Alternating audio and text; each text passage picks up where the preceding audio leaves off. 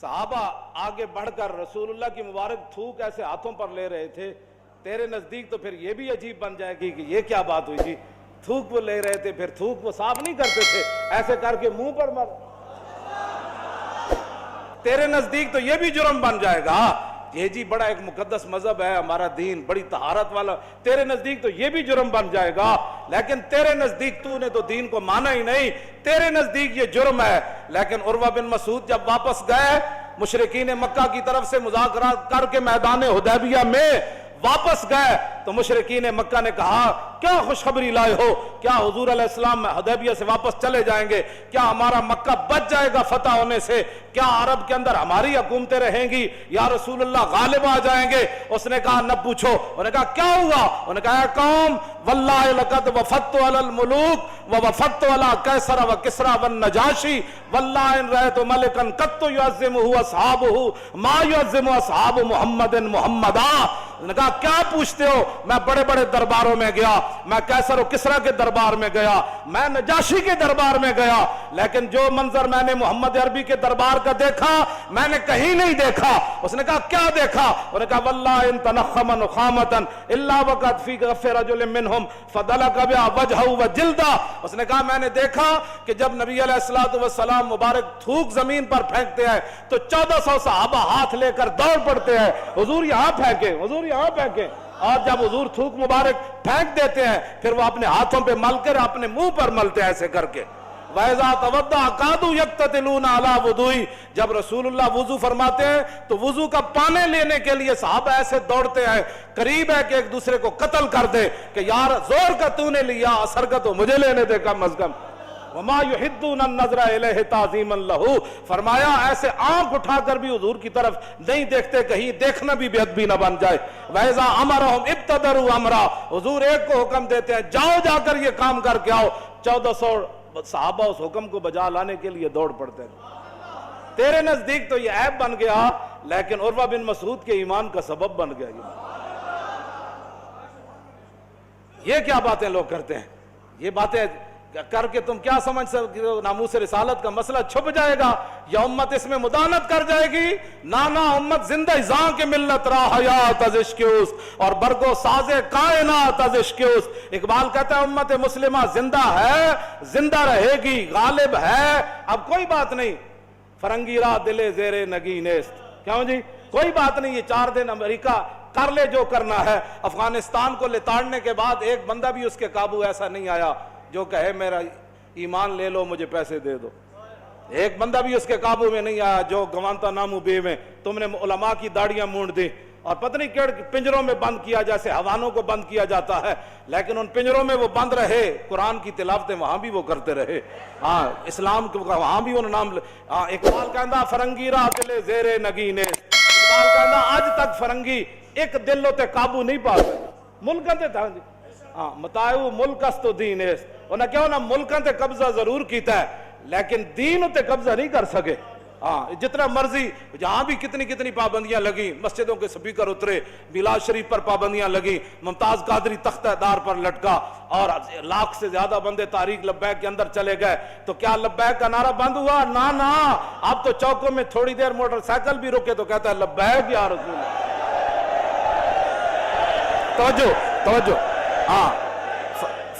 اقبال کہنا فرنگی را دل زیر نگی نیست متاعو ملک است و دین است، انہیں کیا اس تا متاع اتنا ہی ہے، عراق دے کنویں تے قبضہ کر لیا، تیل دے کنویں لین آیا سی تے قبضہ کر لیا، افغانستان دے خزانے تے قبضہ کرنا آیا سی، خزانے لے کے چلا گیا، اور شام دے اندر جیڑا کچھ ہوتے لوٹ مار سی امریکہ کر کے چلا گیا، لیکن پھر کیا وہ لرزہ بر اندام ہے؟ اتنا ظلم مچانے کے بعد پھر امریکہ کیوں پریشان ہے؟ کیوں جی خدا بندے کے در تحفے حریمش۔ اقبال کہتا ہے جتنے چمچے کٹ سے گئے وائٹ ہاؤس کا طواف کرتے رہے اور ملکہ برطانیہ کا طواف کرتے، خدا بندے کے در تحفے حریمش، کہتا وہ جتنے تمہارے چمچے کٹ سے گئے یا حکومتیں کرتے رہے اور تمہارے دروں کا طواف کرتے رہے، صد ابلیس است یک روح الامین است، کہتا لکھاں ابلیس ضرور گئے لیکن محمد عربی کا ایک غلام بھی تمہارا طواف کرنے کے لیے نہیں گیا۔ یہ بات ہے، تم کیا سمجھتے ہو حضور کا دین ایسے چلا جائے گا؟ نا، یہ دین اپنی پاور رکھتا ہے، اس لیے اس دین پر کوئی غالب نہیں آ سکتا۔ ملکوں پر تم نے قبضے کر، یہاں بھی 100 سالہ برطانیہ رہا، تو 1947 کے بعد پھر حضور کے غلام میدان میں آ گئے.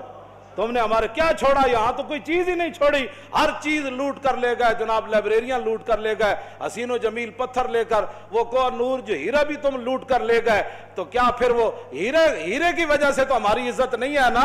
ہماری عزت تو یہ ہے بمصطفیٰ برساں خیش را کے دی ہماؤز گرباؤ نہ رسیدی تمام بولابیس. امت مسلمہ کی وجہ پتھروں سے نہیں ہے, ہیروں سے نہیں ہے, تیل کے کنویں سے نہیں ہے, روٹی سے نہیں ہے, سڑکوں سے نہیں ہے, جہازوں سے نہیں ہے. امت مسلمہ کی عزت محمد عربی کی غلامی کے اندر ہے. تم نے جس کو عزت والی باتیں سمجھی ہیں وہ تو ہمارے بڑوں نے, صحابہ کرام نے. حضرت نعمان بن مقرن آئے جب یزدگرد کے دربار میں, اعلیٰ قالین بچھے ہوئے تھے اور بڑے بڑے قیمتی, تو آپ نے اپنی تلوار اور نیزے سے ان کو پھاڑنا شروع کر دیا. وہ کہنے لگے یہ تو ہم نے آپ کی عزت کے لیے بچھایا ہے. جب آپ کرسی پر بیٹھے تو وہ سونے کی بنی ہوئی تھی, آپ بیٹھے تو فوراً کھڑے ہو گئے. تو یزدگرد کہنے لگا کہ آپ نے شاید کبھی سونا دیکھا نہیں ہے, ہم نے تو آپ کے احترام کے لیے, آپ چونکہ ہمارے مہمان آئے ہیں اور مذاکرات کرنے کے لیے آئے ہیں, سعد ابن وقاص کے جرنیل جو آپ کے, انہوں نے آپ کو بھیجا, تو ہم نے آپ کے اعزاز کے لیے سونے کی کرسی بچھائی ہے. پہلے تو آپ نے ہمارا قالین پھاڑ دیا, اب آپ سونے کو جو ہے اٹھ کھڑے ہوئے. فرمایا سننا ہے, تیرا قالین میں نے اس لیے نہیں پھاڑا کہ مجھے کو اس قالین سے دشمنی تھی, یہ جو تو نے بچھایا تھا یہ ریشم کا تھا اور ہمارے آقا و مولا نے ریشم سے کے استعمال سے منع فرمایا, اس لیے میں نے اس کو پھاڑ دیا. باقی رہ گیا یہ سونا, تو یہ کہتے ہیں ہم نے دیکھا نہیں ہے, سونے کو پک طرف کر. یہ سونا میں نے اس لیے اوپر نہیں بیٹھا کہ ہمارے آقا و مولا نے اس سے منع فرمایا ہے. سونے کی تعظیم میں نہیں کھڑا ہوا, اپنے نبی کا حکم ماننے کے لیے میں کھڑا ہوا. یہ ہے وہ باتیں جو اسلام کی ہیں. تو جنہوں نے نہیں پڑھا وہ یہاں بھی یور کر رہے ہیں, یہاں بھی امت مسلمہ کو گمراہ کر رہے ہیں اور گمراہی کی باتیں پھیلاتے ہیں. آپ اپنے کان بند کر دیں. اگر ہم کوئی آپ کو گمراہی کی بات بتا رہے ہیں, بے شک اپنے کان بند کر دیں. اور اگر آپ کے کان میں وہ بات جا رہی ہے, کیوں جی, قادت القلوب یتیرا, قریب سی کہ وہ دل بھی جڑے نا جدوں بیت المقدس ازانا ہوئی نا, الحمدللہ معز الاسلام بنصری ومذل الشرک بکاری. جب صلاح الدین ایوبی بیٹھا, پوری فوج بیٹھی, تو محی الدین بن زکی نے جب یہ خطبہ پڑھا نا, کسی موقع پر میں پورا ایک سانس میں آپ کو سنا دوں گا, اب موقع نہیں ہے. تو آپ وہ قریب تھا کہ اذانیں جب ہوئی تو قریب تھا کہ نور الدین زنگی سمیت ساری فوج اور سارے مسلمانوں کی روحیں بھی پرواز کر جاتی. تو اگر ہم آپ کو ایسی باتیں سناتے ہیں حضور کی عشق اور محبت کی کہ قریب ہے کہ آپ کی روحیں بھی اوپر اڑ جائے, تو پھر آپ کان بند نہ کرے. اور وہ بندہ جو آپ کو ایسی بات سناتا ہے کہ در رسول سے دور کرتا ہے, پھر آپ کا حق بنتا ہے آپ اپنے کان بند کر دے. انہوں نے کہا پیچھے ہٹوئے, کوئی یار دی گل سنا ملا, نہ لمے پینڈے پا ملا, نہ علمہ وچ پسا مل. بس یہی بات ہے, یہی لبیک کا مقصد ہے. اگر کسی کو کوئی تکلیف ہے تو یہ تکلیف قرون اولیٰ سے لے کر آج تک تکلیف وہ جاری ہے. ہمارا پاس تھرمامیٹر نہیں ہے کہ اس کی تکلیف کا علاج کرے, وہ تکلیف تو رہنی ہے. جب تک حق اور باطل ہے تو وہ تکلیف رہنی ہے. جب تک محمد عربی کے غلام موجود ہے اور حضور کے دین کے دشمن موجود ہیں, موسیٰ و فرعون و شبیر و یزید, ایند و قوت از حیات آمد پدید. اقبال کہتا ہے حق اور باطل کی ٹکر شروع سے چلی ہے اور تا صبح قیامت یہ جاری اور ساری رہے گی. لیکن امتحان حق والوں کا ہے کہ وہ کب تک کھڑے رہتے. وہ جب کھڑے ہو جائیں گے تو پھر مدد ضرور آ جائے گی, اور اگر وہ بزدلی اختیار کریں گے تو پھر بزدل قوم کی مدد نہیں کی جاتی. ہاں جی, یہ تو حضور نے فرمایا بزدلوں کی رب کبھی بھی مدد نہیں کرتا. یہ تو غزوہ احد کے موقع پر حضور نے فرمایا بزدل بندے کی اللہ مدد نہیں کرتا. اور اس کے لیے پہلی شرط بھی یہ ہے, جنگ یرموک میں جب صحابہ کی لڑائی لمبی ہو گئی تو مسلمان خواتین نے صحابہ کو صرف مدینہ منورہ سے اتنا سارا ایک جملہ لکھا, لمبا خط نہیں لکھا, صرف اتنا ایک جملہ لکھا. فرمایا مسئلہ کیا بن گیا, اتنی لمبی لڑائی کیوں ہو گئی؟ انتم انصار اللہ. فرمایا کان کھول کر سنو, اور کسی نے دین کی مدد نہیں کرنی, تم ہی دین کے مددگار ہو, تم ہی دین کے مددگار ہو. تو یہ تاخیر کیوں ہو گئی جنگ یرموک میں؟ وہ جو جملہ ہے وہ آپ کے لیے اور میرے لیے تمام کے لیے مینار نور ہے. وہ فرمایا انتم انصار اللہ. کلمہ ہم نے پڑھا ہے تو ناموس رسالت کی بات بھی ہم نے کرنی ہے. کلمہ ہم نے پڑھا ہے تو تکالیف بھی ہم نے اٹھانی ہے. کلمہ ہم نے پڑھا ہے تو رسول اللہ کے دین کو تخت پر بٹھانا بھی ہمارا کام ہے. کلمہ ہم نے پڑھا ہے تو کفر کے سامنے ایسے کھڑا ہونا یہ بھی ہمارا کام ہے. آج کلمہ جو ہم انتم انصار اللہ, فرمایا تم ہی دین کے مددگار ہو, تم ہی اللہ کا مددگار سے مراد دین کے مددگار. آخری جملہ یہ اپنے کانوں کے اندر اس کو ایسی جگہ دیں کہ ساری زندگی گھر میں بلب نہ لگے شام تک، تو بیوی بندے کو گھر داخل نہیں ہونے دیتی، کہتی ہے تم کام مرے رہے، یہ تو اندھیرا ہے، کچن میں روٹی کیسے پکاتی؟ چولہا خراب ہو جائے تو شام تک چولہا ٹھیک ہو جاتا ہے، اور مشین خراب ہو جائے تو مشین ٹھیک ہو جاتی ہے۔ مجھے آج تک سمجھ نہیں آئی، ہم لوگوں کے ذمہ کام لگاتے ہیں، یہ کام کرو، تو کہتے ہیں جی مجھے اور کام پڑ گیا تھا، مجھے بتا دین سے بڑھ کر اور کام کون سا تھا؟ گھر کے تو سارے کام تیرے چلتے ہیں، جب دین کا مسئلہ ہے تو کل پر ڈال دیتا ہے۔ حضرت سیدنا صدیق اکبر نے حضرت عمر کو جو وصیتیں کی نا لمبی چوڑی، ان میں سے ایک یہ بھی تھی، فرمایا عمر بہت سارے اللہ کے معاملات ہیں جو رات کو کیے جائیں تو وہ دن کو، رات والے دن کو قبول نہیں کرتا، دن والے رات کو قبول نہیں کرتا۔ معنی یہ تھا کہ دن والا کام تو نے رات پر نہیں ڈالنا اور رات والا کام دن پر نہیں ڈالنا۔ بہت سارے معاملات ایسے ہیں جو اللہ رات کو ہی قبول کرتا ہے اور دن والے دن کو ہی قبول کرتا ہے۔ تو یہ حضرت عمر کو وصیت تھی کہ میں تو جا رہا ہوں، یہ نہ ہو کہ کیسر و کسرا فتح ہونے میں تاخیر ہو جائے، میں تو جا رہا ہوں، میں تو ہموار کر کے ساری زمین، یہ نہ ہو کہ حضور کا دین پھیلنے میں کوئی ایک لمحہ بھی تاخیر ہو جائے۔ ہاں یہ حضرت عمر کو صدیق اکبر نے فرمایا، آج دین کیوں نہیں تخت پر آ رہا؟ جس سے بات کرو وہ گھر کے لیے تو بڑا مخلص ہے، لیکن جب دین کی بات آئے تو کہتا ہے میرے پاس ٹائم ہی نہیں، میں آپ کے لیے دعا گو ہوں۔ بھائی دعا گو جن کا ہم کام کر رہے ہیں نا وہ دعا ہمارے لیے فرماتے ہیں، ہم نے تیرے لیے دعا کی درخواست نہیں کی، تو دعائیں کرتا رہے لیکن عملاً آنا میدان میں کام کر دین کا کام کرنا کوئی نہیں، تو صرف لبیک یا رسول اللہ کے چند بندے تو نہیں نا دین تخت پر لا سکتے۔ ہاں جی، وہ تو آپ ہر بندے کا کام ہے کہ آپ جس طرح اپنے گھر کے ساتھ حساس ہیں نا، اپنے بچوں کے لیے حساس ہیں، دین کے لیے ایسے حساس بن جائے تو پھر دین آئے گا۔ یو چھڈو جی کل سے او چلو اجے تو ٹائم ہی کوئی نہ، بڑا ٹائم ہے، چلو خیر جائیں گے تو کہیں گے میرے پیٹ میں درد تھا اس لیے کام نہیں کیا، تو یہ عذر آپ میرے سامنے تو کر سکتے ہیں نا۔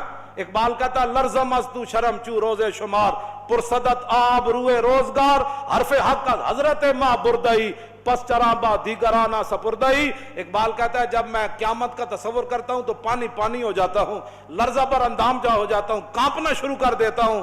کیوں؟ کہا کہ قیامت والے دن جب رسول اللہ نے پوچھ لیا کہ اقبال اس دین کے لیے تو میں بدر سے لے کر تبوک تک گیا، میں نے 13 سال مکے میں گزارے، اور بتا لوگوں نے مجھے یہاں پتھر مارے، میرے چچا جان کے جگر اور کریجے نکالے اور سارے معاملات ہوئے، بتا تو نے میرے دین کے لیے کیا کیا؟ ایک سوال ہی کافی ہے امت کے لیے۔